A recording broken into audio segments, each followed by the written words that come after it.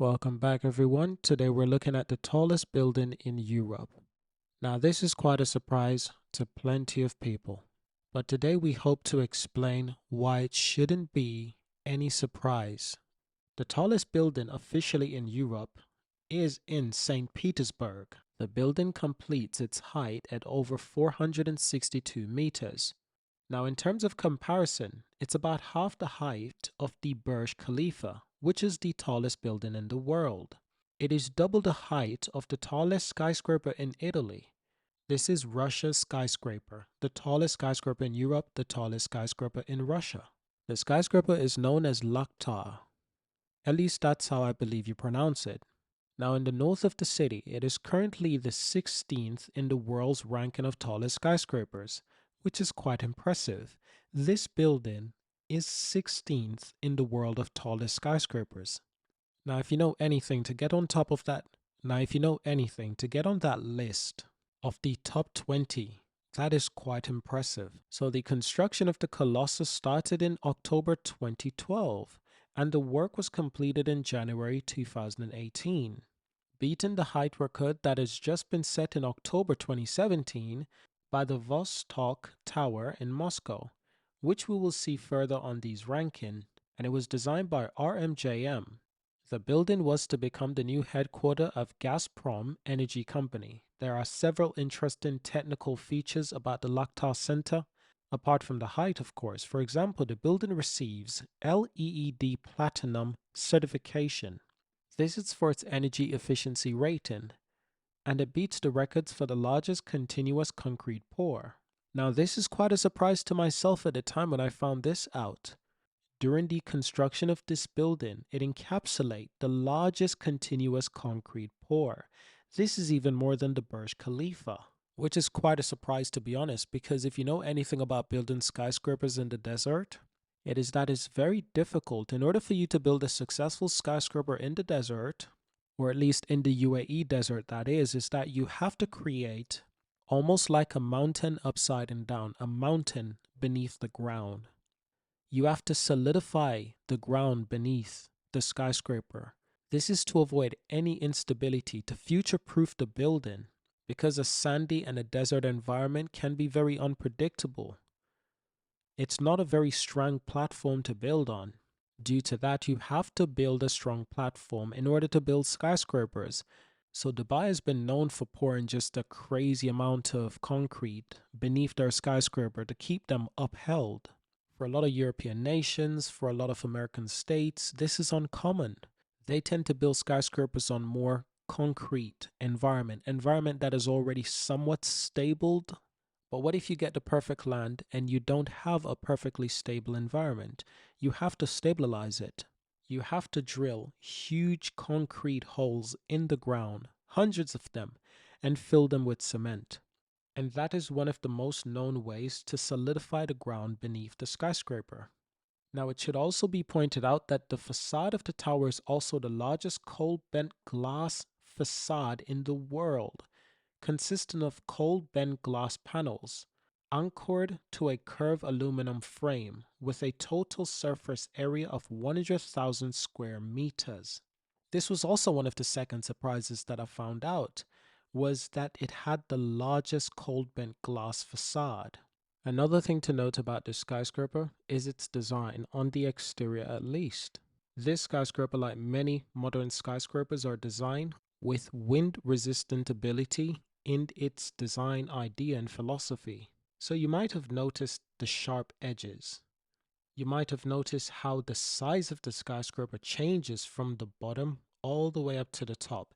It is made in such a way that it can resist the wind. Skyscrapers often have to take this into account, that the environment, the wind that will be created, you don't want to have the wind effect in the skyscraper too much. It will struggle under its own weight. It could struggle with the demand of the wind. So you have to build skyscrapers with this in mind. The taller the skyscraper, the more importance this is, which is why you rarely see skyscrapers that are completely boxed building, complete rectangular building all the way up to the clouds. Don't get me wrong, they do have those, but it depends on the environment also. Different places have different types of wind. And when I speak of skyscrapers, I'm talking about some of the tallest buildings in the world. I'm not necessarily talking about just a 100-meter building. No, no, no. I'm talking about buildings over 400 meters, over 300 meters easily. This building alone is over 362 meters. That's a different type of height compared to your average skyscraper or your average high building. A building anywhere close to 500 meters is seriously a tall building.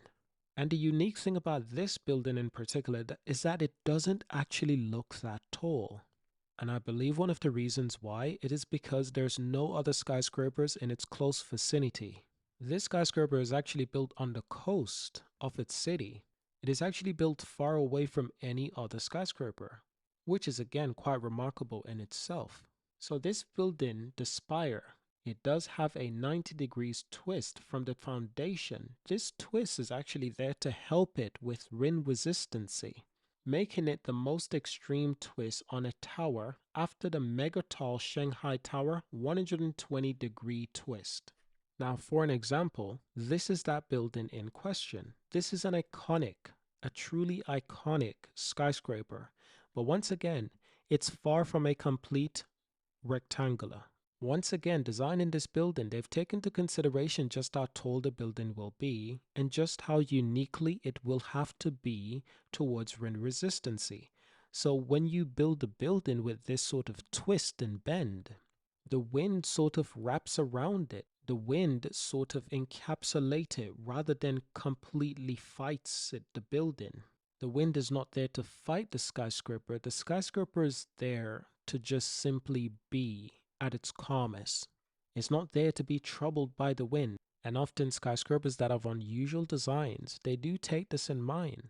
So just take a look at this image right here. The three tallest skyscrapers. As you can see, they have very unique design. You can imagine the wind as it rises up, the ease of which the wind will escape at the top, and the little resistance the wind will give the building in terms of struggle. While the buildings below, those buildings are a bit more rectangular. They're a bit more blocky, but even those buildings have to consider air resistance also. They have to consider microclimates. These megastructures, they create microclimates. So usually megacities often develop microclimates. You often get this in every megacity.